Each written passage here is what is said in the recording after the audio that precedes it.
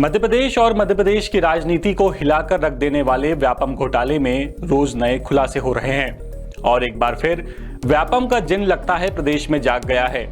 वो इसलिए क्योंकि 20 जून 2013 को इंदौर पुलिस को एक गुमनाम पत्र मिला था। इस पत्र में 7 जुलाई को होने वाली पीएमटी परीक्षा में बैठने वाले फर्जी छात्रों का जिक्र था। वो पत्र 10 साल से गुम है। जी हाँ, आप भी हैरानी में पड़ जाएंगे कि 10 साल से वो पत्र कहाँ है, इसका पता किसी को नहीं है। और एक और बात यहाँ जो आपको जाननी जरूरी है वो ये कि इस गुमनाम पत्र ने ही तत्कालीन मुख्यमंत्री शिवराज सिंह चौहान को व्यापम घोटाले का विसल ब्लोअर बनाया था, जिसका जिक्र खुद शिवराज सिंह चौहान ने एक मीडिया हाउस को दिए अपने इंटरव्यू में किया था। और इस पत्र में 2 लोगों के नाम भी थे। पहले चलिए जानते हैं शिवराज सिंह चौहान उस पत्र को लेकर क्या कह रहे थे। शिवराज सिंह चौहान ने अपने इंटरव्यू में कहा था कि व्यापम घोटाले को पकड़ने वाला पहला व्यक्ति मैं हूं। व्यापम घोटाला दुनिया के सामने लाने वाला मैं हूं। आप चाहें तो मुझे विसल ब्लोअर मान लीजिए। अब जिस पत्र ने शिवराज सिंह चौहान को इस पूरे घोटाले का विसल ब्लोअर बना दिया, आखिर उस पत्र में लिखा क्या था? दरअसल उस पत्र में लिखा यह था कि आज शहर में मध्य प्रदेश व्यावसायिक परीक्षा मंडल द्वारा प्री मेडिकल टेस्ट पीएमटी की परीक्षा जो 12 बजे से 3 बजे के बीच आयोजित की जा रही है, उसमें उत्तर प्रदेश से कुछ लोग फर्जी उम्मीदवार के रूप में परीक्षा में शामिल होने के लिए आए हैं, जो प्रवेश पत्र में उल्लेखित किसी और व्यक्ति के नाम पर परीक्षा में सम्मिलित होने वाले हैं। एवं कुछ ऐसे लोग भी परीक्षा में सम्मिलित होने जा रहे हैं जिन्होंने उनके पीछे बैठने वाले छात्रों से रुपए लिए हैं और नकल करवाने वाले हैं। कुछ लोग होटल में ठहरे हुए हैं। और बात कोर्ट में गई। कोर्ट में एसटीएफ के उप अधीक्षक ने ये पूरी बात स्वीकार की। इसके बाद 13 मार्च 2015 को प्रदेश के तत्कालीन गृह मंत्री बाबूलाल गौड़ ने विधानसभा में तत्कालीन विधायक बाला बच्चन के प्रश्न के जवाब में कहा था कि पत्र प्राप्त होना नहीं पाया गया। अब सबसे बड़ा सवाल यहाँ ये उठता है कि अगर ऐसा कोई पत्र था जिसकी जानकारी शिवराज सिंह चौहान को थी, तो वो ये कहते हैं कि किसी भी कीमत पर आरोपी बच नहीं पाए, छापा मारो, उन्हें पकड़ो।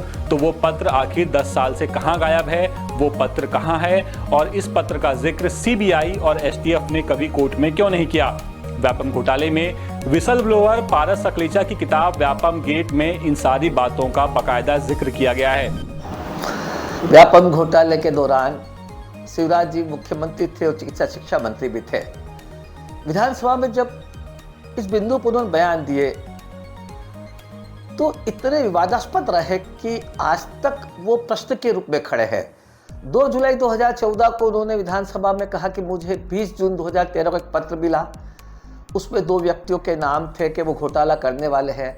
मैंने कहा किसी भी हालत में बच न पाए, उन्हें छापा मारो और पकड़ो। लेकिन जब हम सरकारी दस्तावेज को देखते हैं जिसमें 2013 की परीक्षा के चालान में कहीं पर भी ये उल्लेख रही कि ऐसा कोई पत्र मिला। विधानसभा के अंदर जब कई विधायकों ने प्रश्न लगाए तो तत्कालीन गृह मंत्री बाबूलाल गौर, उसके बाद के गृह मंत्रियों ने जवाब दिया कि ऐसा कोई पत्र प्राप्त होना नहीं पाया गया।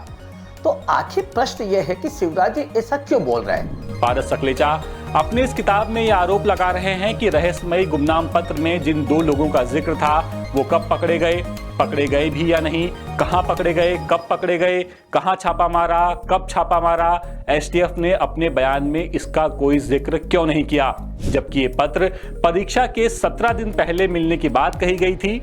आपको यहां ये बता दें कि 7 जुलाई 2013 की पीएमटी परीक्षा में 34,574 उम्मीदवार शामिल हुए थे। इनमें से 876 फर्जी उम्मीदवार थे। यानी फिर वही सवाल कि आखिर पत्र गया तो गया कहां? ये खबर रतलाम से हम आमिर हुसैन की मदद से आप तक लेकर के आए थे। अपडेट्स के लिए आप बने रहिए द सूत्र के साथ। नमस्कार। लेटेस्ट, इन्वेस्टिगेटिव और इन डेप्थ खबरें देखने के लिए ज्वाइन कीजिए द सूत्र का व्हाट्सएप चैनल, सब्सक्राइब कीजिए यूट्यूब चैनल, लाइक कीजिए फेसबुक पेज और पढ़ते रहिए वेबसाइट www.dasudr.com।